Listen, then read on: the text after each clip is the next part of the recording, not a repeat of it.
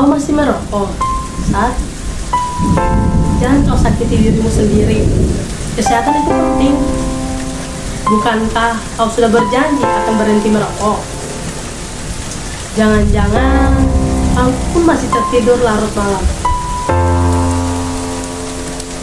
Kasihanilah badanmu, sayangilah hidupmu. Sudahlah, hidup normal saja. Serentetan pertanyaan tidak juga membuat Satria menjawab. Dia bingung. Bilanya keluh, dia sangat mencintai kekasihnya. Dia akan berbuat apa saja untuk perempuan yang menyukai hujan itu. Dia sangat mencintai cintanya tanpa syarat, tulus, tetapi melarangnya merokok sangat keterlaluan juga. Pasalnya dia dan rokok sudah menjadi sepasang kekasih jauh sebelum dia mengenal Ayu, perempuan yang dilahirkan hujan. Seperti biasa, percakapan mereka didominasi dengan diam, dan hanya diamlah bahasa cinta mereka. Sepertinya cinta tidak harus diungkapkan dengan kata-kata. Cukuplah perasaan dan hati yang bercakap-cakap dengan penuh rasa mengerti. Dan hujan itu adalah tanda cinta mereka. Ayu perempuan yang dilahirkan hujan, dan Satria adalah syarat tentang hujan itu. Satria kini merasa sendiri ketika kemarau yang sudah berbulan itu melenyapkan Ayu. Perempuan itu kini menjadi hujan seutuhnya. Dia di bawah udara menjadi uap air, melayang dan kekal bersama alam, dan komposisi yang sempurna. Dia akan diturunkan dimanapun yang dia mau. Dia akan menjadi apapun. Dia akan turun menjadi titik gerimis, menjadi hujan deras, menjadi putih salju, bahkan menjadi hujan putih dengan angin. Ayu sudah pergi bersama hujan, meninggalkan Satria dengan penyakit paru-parunya yang parah. Bulan ini Satria menunggu hujan. Dia ingin bertemu dengan Ayu. Tetapi ini bulan Juni. Katanya tidak akan ada hujan. Benarkah? Satria kecewa. Dia berharap bertemu Ayu dengan kala yang indah. Barangkali Ayu sudah lupa dengan dirinya, pikir Satria. Kekasihnya, kesatrianya, ramanya, pandawaranya, serta para citra lainnya. Isyarat hujannya, Satria makin terhentak dengan kekecewaan itu. Dia akan berusaha menemui Ayu dengan cara apapun itu. Warga desa Cisupan sudah menganggap Satria gila, tidak waras. Harusnya dia dipasung supaya tidak membuat anak-anak desa ketakutan, kata orang-orang desa. Ibu Satria selalu menasihati para anak semata wayangnya kalau Ayu bukan anak dari sang hujan. Ayu manusia biasa, dia tidak berubah menjadi titik-titik air. Ayu seorang perempuan desa yang dulu dia sudah meninggal. Ayahnya sering memarahi anaknya itu karena seringkali bertingkah sangat aneh ketika hujan turun. Dia akan berlari menjemput hujan dengan senangnya. Bahkan tidak jarang dia telanjang. Dia tersenyum, dia tertawa, dan kemudian dia menangis. Semuanya hanya hujan. Di luar suasana hujan, dia akan kembali normal, sama halnya dengan orang lain. Hidup biasa menjadi Satria, sarjana lulusan Fakultas Hukum yang sangat cerdas. Tutur katanya santai. Logikanya sangat prima, walaupun tubuhnya sangat kurus karena digerogoti penyakit paru-paru. Tapi Satria tetaplah kesatria dengan segala pribadinya yang tidak dimengerti bagi keluarga dan warga desa Cisupan. Dia tidak hanyalah satria, tetapi pahlawan. Pernah dalam satu kasus sang sekitar tanah, Satria berdiri paling depan menghadapi para pejabat tanah yang arogan. Satria membela warga Cisupan. Dia menjadi kasatria. Kasatria dengan penyakit paru-paru. Satria adalah teladan bagi anak-anak desa yang hanya mengenal sawah dan sungai. Pendidikan paling tinggi anak-anak desa Cisupan yang hanya bersekolah sampai tingkat SMP. Sudahlah, cukup. Maka ketika Satria mendapatkan gelar sarjana hukum, sontak dia menjadi idola baru, penyelamat desa. Dia pahlawan.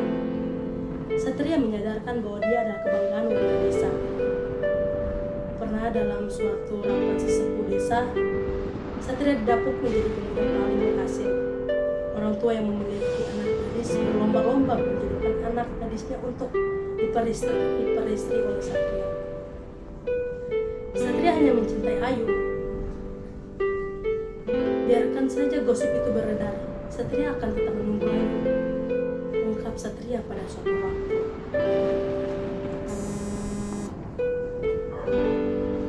Ayu adalah anak perawan Pak Hamid, pensiunan tentara yang kini lebih tenang bekerja sebagai petani. Banyak gosip tentang Pak Hamid. Konon Pak Hamid adalah tentara yang desersis. Dia kabur dari medan peperangan. Atau bahkan ada gosip yang lebih dahsyat lagi, perihal Pak Hamid yang tinggal di desa Cisupan berdua dengan Ayu saja. Pak Hamid itu bukan pensiunan tentara loh. Lowong pensiunnya saja orang pendek, mana ada tentara yang begitu, ya kan? Begitu banyaknya cerita mengenai keluarga Pak Hamid, dan tentu saja Ayu yang katanya adalah anak janda, anak haram, anak di luar pernikahan. Anggapan-anggapan miring itu sering kali tidak dianggap apa-apa oleh Satria. Dia bergeming. Cintanya pada Ayu tidak bisa didiskusikan oleh apapun. Mengenai kapan, bagaimana Satria ketemu dengan Ayu, nama baik. Tuhan mempertemukan mereka di bawah rintik hujan. Ayu sangat mencintai hujan. Semua warga Cisupan mengetahui itu. Apabila hujan tiba, maka sudah dapat dipastikan Ayu akan dengan gembira berada di bawah rintiknya. Ayu akan lama-lama berada di dalam basahnya hujan. Ayu memang perempuan yang dilahirkan hujan. Mungkin itulah julukan warga desa Cisupan, karena dilihat dari asal-usul Ayu yang tidak jelas. Dia tidak pernah mengenal sosok ibunya. Konon, ibunya adalah bidadari yang mandi di sebuah telaga. Kemudian Pak Hamid, ayah Ayu, mengambil selendang bidadari tersebut. Untuk itu, mereka mengikat janji menikah sebagai suami istri. Ketika Ayu lahir, seketika itu bidadari itu akan kembali melesat ke kayangan, kembali menjadi hujan. Satria tidak gila, Bu, ucapnya ketika sang ibu berlinang air mata sambil sesekali mengusap kepala anaknya itu. Satria sedang menjemput Ayu, Bu. Suatu hari nanti Satria juga akan berubah menjadi hujan. Begitu yang dikatakan Satria kepada ibunya yang memang sangat mencintai anaknya tersebut. Anak yang dulu sangat dielu-elukan sebagai pelita dalam keluarga. Sosok Satrio Pinigit, sang pembawa kebahagiaan dan pahlawan dalam keluarga. Konon itulah adalah salah satu alasan mengapa ayah Satria menamakannya Muhammad Satria. Ayahnya membela mati-matian menyekolahkan Satria sampai menjadi sarjana hukum, menjual sawah, menjual ternak, menjual panen, sampai menggadaikan harga diri demi sekolah Satria. Dia ingin anaknya menjadi seorang sarjana. Ya, sarjana. Tanpa dia mengerti apa makna sarjana itu. Suatu hari, hujan lebat mengakibatkan banjir di desa Cisupan.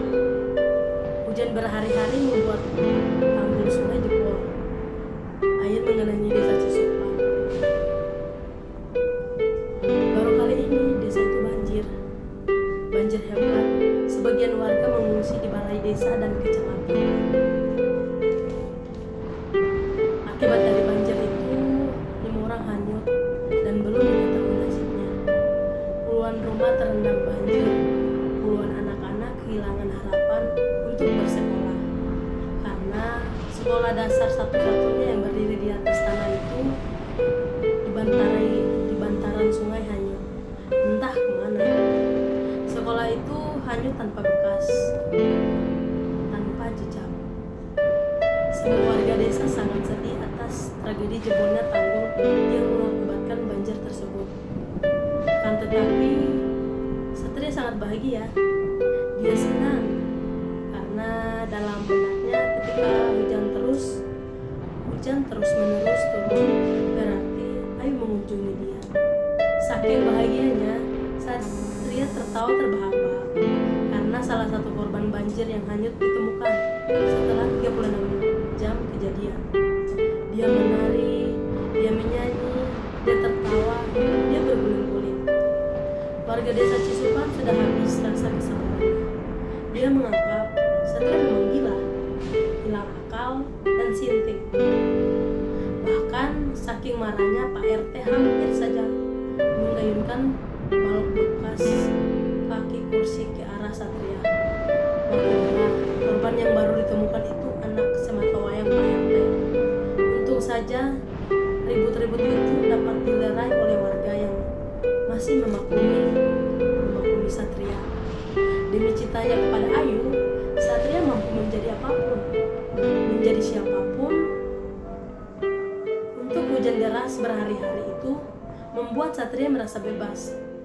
Melayang trans, hujan itu membentuk bayangan biang lala yang begitu menariknya, begitu berwarnanya, begitu mengesankannya. Di dalam hujan tersebut, Satria sungguh melihat Ayu. Ayu turun dengan gaun berwarna ungu. Dia turun melalui titik-titik hujan yang begitu ringannya. Turunnya teramat memesona Satria. Alam mendadak berhenti berpusing. Dia mengambang di antara galaksi-galaksi yang mengalir. Biarpun hanya dalam pandangan seperti buah bunga yang kehilangan wangi dan layu demi mengagumkan kelopak-kelopaknya. Satria menari dengan kesadaran sang ibu. Dengan anggur kasih, cintanya kepada Ayu membuatnya mabuk. Cintanya begitu parah. Hujan yang maha hebat membuat semakin bergairah. Dia bersemangat berputar-putar sambil menggerakkan kepala, menikmati setiap tetesan air yang mengguyur di tubuhnya. Dia guyup, dia organisasi. Hujan reda, Satria merasakan kepalanya begitu pusing. Kedua matanya berkunang-kunang. Sayup-sayup terdengar suara ibunya. Arau memanggil-manggil namanya. Badannya begitu lemah. Tenggorokannya tercekap. Sulit menjawab panggilan ibunya. Di sekeliling, dia melihat biang lala yang indah dan terlihat Ayu turun dengan gaun berwarna ungu. Dia tersenyum. Sepersekian detik, Satria merasakan semua mendadak menjadi gelap.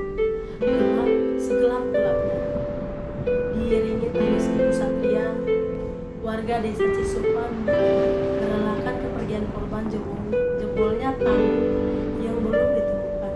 Dari banjir itu 7 hari yang lalu. Jadilah hujan itu